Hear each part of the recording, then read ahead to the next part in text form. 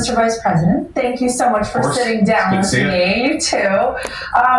We all know you originally from a memoir, Hillbilly Elegy. Sure. And in that memoir, in the introduction, you wrote, "I'm 31 years old and I have accomplished nothing great in my life. I'm not a senator, governor, or former cabinet secretary." So, what would Vice President JD Vance say to that 31-year-old JD Vance, having done all the things you now have today? I don't know. I guess I'd say, man, it's been a hell of a ride the last 10 years because I just turned 41. So it's been almost exactly 10 years since the book came out. And the book was such a great blessing to me because it introduced me to all these people. And really, I think without the book, I probably wouldn't be sitting here today. But, I guess what I wish I could go back and tell my 31-year-old self is, just enjoy the ride because it really has been an incredible journey these last 10 years. We've had 3 kids since that time. And I became a senator, I became a vice president. I obviously got to get a really front seat to some of the incredible things that your father-in-law is doing and has been doing over the past 7 months. So it's amazing. And I have enjoyed the ride, but I might go back and tell myself enjoy it a little bit more because you never know what's going to happen. Yeah, well, you're proof of that for sure, right? I know. It's amazing. In the book, you talk about the tremendous adversity that you face. Sure. You in so many ways are the epitome of the American dream and what's possible in this country. So in those moments, in those times when it really felt probably impossible and you weren't sure what the way out would look like, how did you keep going? What was it that ultimately inspired you? Yeah, well, I appreciate you saying that. If I could go back and ask myself what's different about me now versus the 31-year-old who wrote it, is I was probably a little bit more resentful when I was 31 years old. I sort of looked at the way that I grew up. I went to Yale Law School and I didn't have the same advantages that other people had. And there was probably a little bit of that like victim mentality that had seeped in even to my 31-year-old self. And now I look at it as such a blessing because it gave me such a different perspective on, adversity. It gave me an understanding of people who are struggling. And so I really do think it's such an incredible blessing. And I never take this for granted, right? When I sit in the Oval Office with the President of the United States and we're on the call with some foreign leader, I constantly remind myself, I wasn't supposed to be here. I'm here by the grace of God and a lot of really good relatives, people who stuck by me. And you ask, how did I get through it?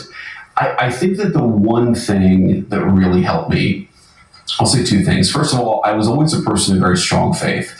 And I was raised by a grandmother who we didn't go to church a whole lot, but she prayed every day. She read the Bible every day. And she gave me this sense that there was some purpose to this. We might not understand it. God works in mysterious ways, but there was some deeper meaning to what we were experiencing. And that gave me the perseverance to go through it.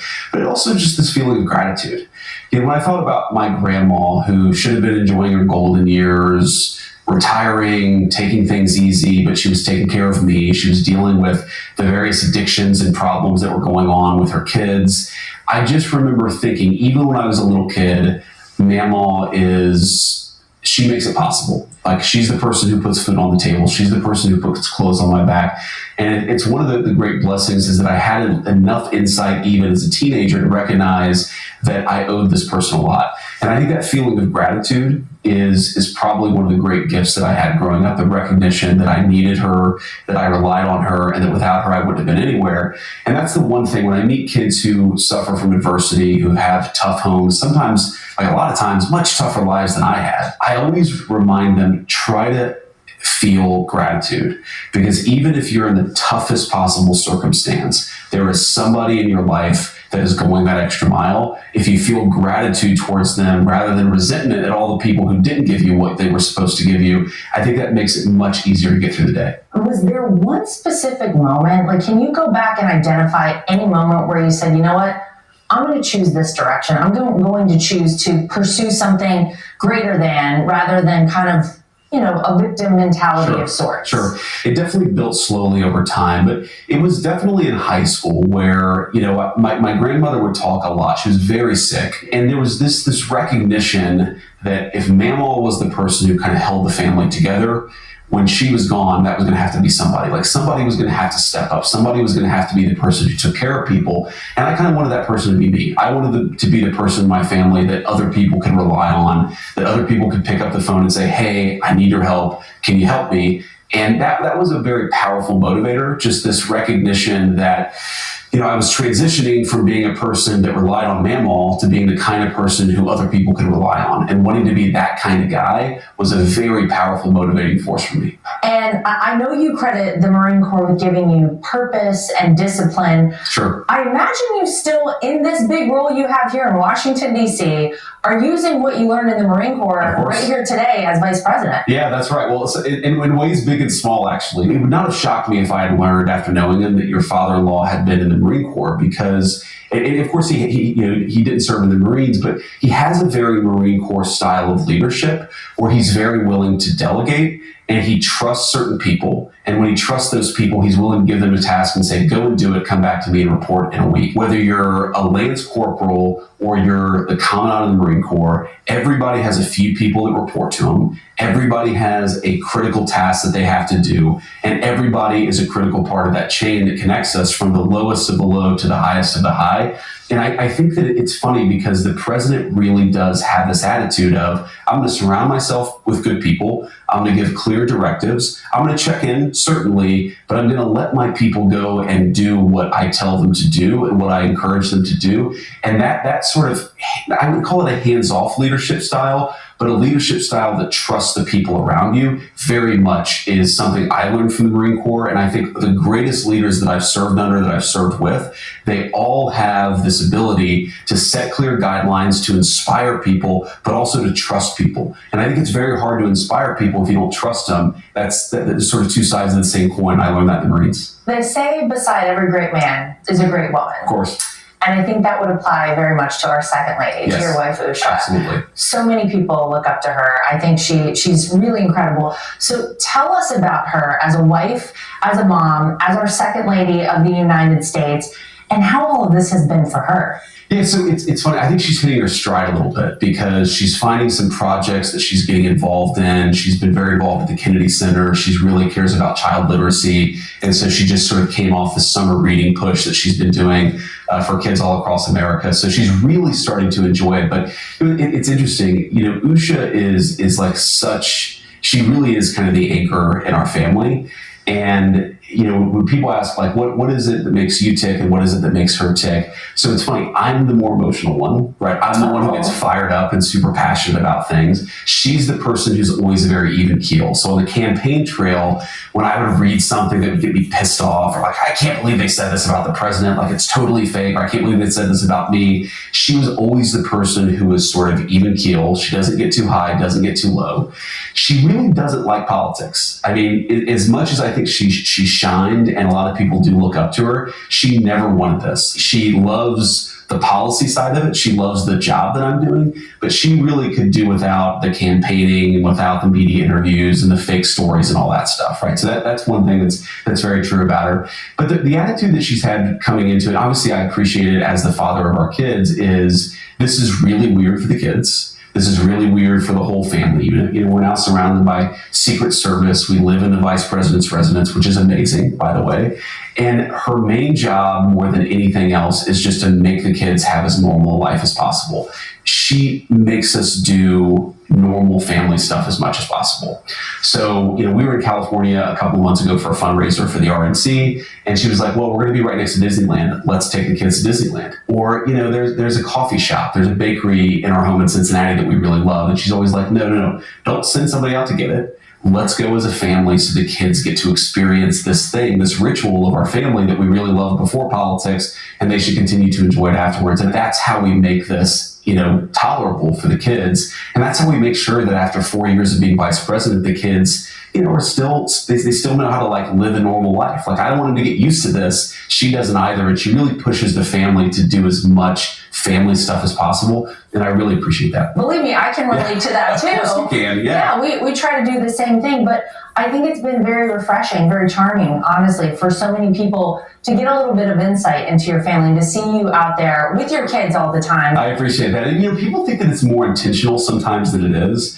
So the first big international trip that I did, the president asked me to go and speak at this AI conference in Paris and then the Munich Security Conference. And we decided to take the kids. We were going to be gone for 5 or 6 days, so might as well take the kids with us. And, we land in Paris, and there's this like kind of what's become a famous photo of the kids in their pajamas.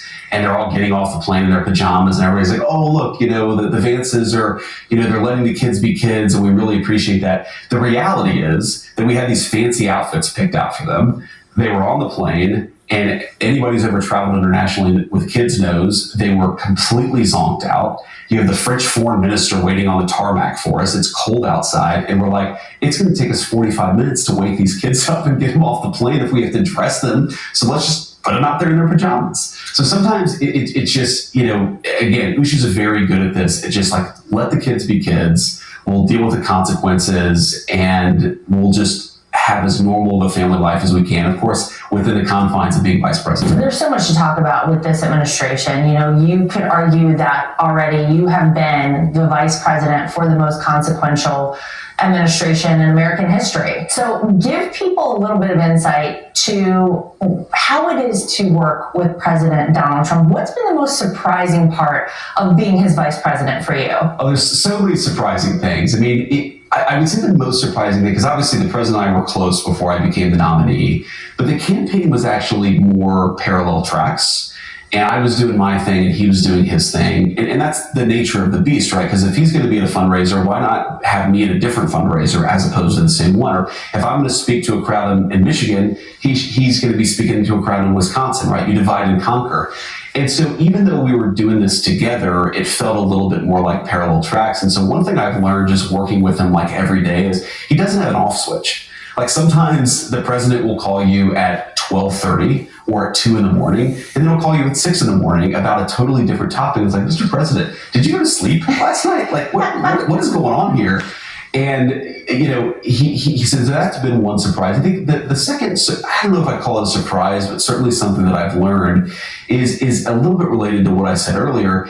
He really does empower his people to do things, right? And that's the vice president's the weirdest role in the government because the president's clearly defined, the cabinet secretaries are clearly defined, House and Senate members. The vice president is very much at the discretion of the president. Like if the president wants to empower the vice president, then he can do that. If the president wants to not talk to the vice president at all, he can do that. And what's made this so much fun is the president all the time is just saying, JD, you go and do this, or JD, you go and talk to these leaders about this particular issue, or oh, you really care about this? No, you can do it. I'm not. You don't have to have me looking over you all the time. And there is this trust. And you see it with the president, Secretary Rubio. You see it with the president, Susie Wiles, with Steve Witkoff, our special envoy, who's done such a good job. Is he's very willing to say, "This is what I want done. You go and do it. Report back, or ask me for help if you need it." But that ability to delegate and trust his people has been really amazing. And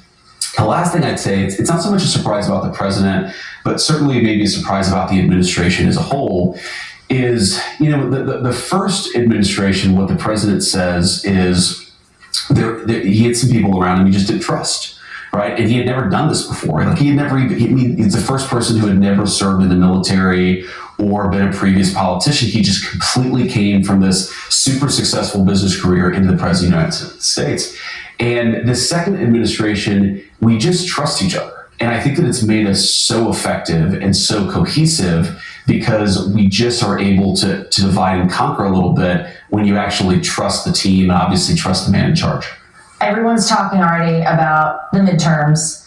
Sure. Give me your take on the Democrats, where we are overall with the midterms, and as we head towards 2028, some of the people that the Democrats have potentially floated, yeah, we got to laugh at it, Mr. Vice President, as, potential nominees for Democrats running for president. What do you think? Well, I don't think much of the modern Democratic Party. Obviously, I'm biased, but I look at these guys. I think some of them are trying to actually mimic President Trump. You can't mimic his style. He just is who he is. I think a lot of them obviously have very bad records. So I don't think that much about the Democrats who people say are going to run in 2028. And I'm sure they're going to be people completely from out of the blue. So my attitude is let's focus on the job that we've got, and the politics will take care of itself. 2026, I'll give you good news, bad news, right? I think the good news is we've accomplished a lot. The president's approval numbers are very strong. people are happy with what Republicans are doing. I mean, we inherited a mess, the largest peacetime debt in the history of the United States of America, a real inflation crisis, of course, the wide open southern border. We've done a lot in 7 months, but look, there's a lot of additional work to do. That's one of the reasons why we have these 4-year terms, is to do as much as we possibly can. That's the good news. And I think the American people reward you politically when you run on something and you actually do that something. Now, here's the bad news, Laura. The bad news is, a great political mind, one of the president's pollsters once told me that anger usually wins midterm elections. And because we've done so much what we said that we were going to do, our people are angry. They look at the president, they look at the administration, and they're happy with what we're doing. Meanwhile, you've got like the far left fanatics who, the president's political genius is he's encouraged the far left now to come out in defense of violent crime in our big cities. But say what you will about them, they're very angry right now and they're very motivated. And so I would encourage all Republicans and everybody, whether you're Republican, Democrat, or Independent, who thinks that we're doing a good job, you got to remember to get out there and vote in 2026. Yes, it's, people say it's not as important as a presidential election, but it is very, very important. And if you want to give the government over to people who are defending murderers on the streets of DC, then don't vote. But if you actually want to continue to secure the southern border and combat this inflation problem, you've got to get that out there and vote and give us that ability to continue accomplishing great things for the American people. But that's the thing, is I worry a little bit too much. We're resting on our laurels, not the president, not the administration, but a lot of Republicans we're happy with what's going on. We got to remember that if we want to stay happy, we got to get out there and vote in the midterms in 2026. As the former co-chair of the RNC, I appreciate that message, and I will agree with that message wholeheartedly. Final question for you. It's so great to see that on the Republican side of the aisle, we seem to have great people. We have a deep bench. We do. We have awesome people who could, at any moment, run for president. Yeah. At the top of the list for 2028, you know what I'm going to ask you, Mr. Vice President, is the name JD Vance. A lot of people think that you will be running for president in 2028. Can we expect that? I just think that I don't like thinking about it because I like thinking about the job that I have right now. And if we do a good job in 2025 and 2026, then we can talk about the politics in 2027. But I really think the American people are so fed up with folks who are already running for the next job 7 months into the current one. There are a lot of great people. I think if I do end up running, it's not going to be given to me either on the Republican side or on the national side. So I'm just going to keep on working hard. I think this is the most important job that I've ever had. It may be the most important job I ever have outside of being a father to those 3 beautiful kids. So I'm going to try to do my best job. And I think if I do that, the politics will figure itself out.